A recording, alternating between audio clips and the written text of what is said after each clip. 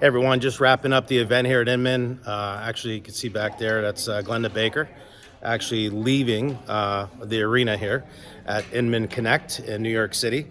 And great conference, 3 days of just great knowledge from top agents from all over the country.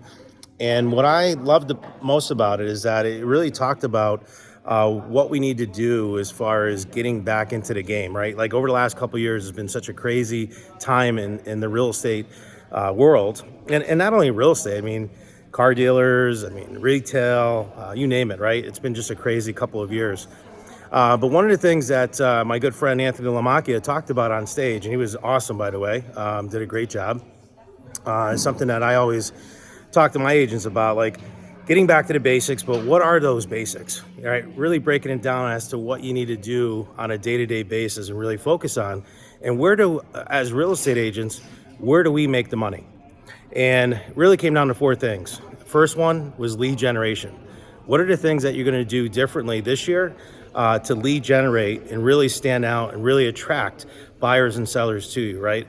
And it's just going back to the basics. It's doubling down on the activities, right? The phone calls, the personal notes, being innovative in your marketplace, geographic farming. We heard it all here over the last 3 days. And the bottom line is that it all works. It's just a matter if you work and if you're going to work it and how hard your work ethic is going to be going into this next year, which, you know, they're predicting 2023 is going to be a little bit of a challenge. So that's number one, lead generation. Number two is working with listings, right? Attracting listings, going after more listings.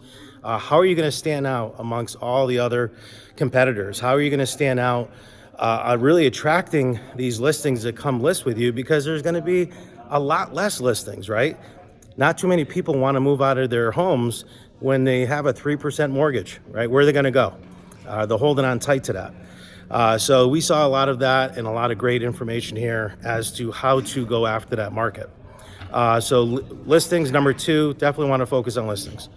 Number three, working with buyers, right? Having those conversations with them, you know, talking to them about all the different things that they need to look at, right? Like prices are not going to crash, right? We're in such a shortage of inventory. Prices are definitely not going to crash. Interest rates, they're still pretty low, right around that 6.5%. You know, but are they going to get back to the 2% rates? Probably not.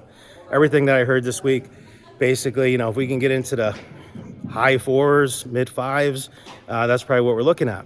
So with buyers, what are we going to do differently to talk to them about what they can do to really look at the bigger picture? You're not going to care about what their interest rate was when they look at the appreciation that they have over the next 15, 20 years, right? It's still a great investment.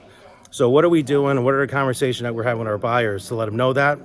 Anthony talked about, you know, the 3-2-1 buy down and some of the different things that we have to do to educate our buyers on what they need to do to get into a home for a cheaper, you know, monthly payment by actually going in and using different creative strategies to do so.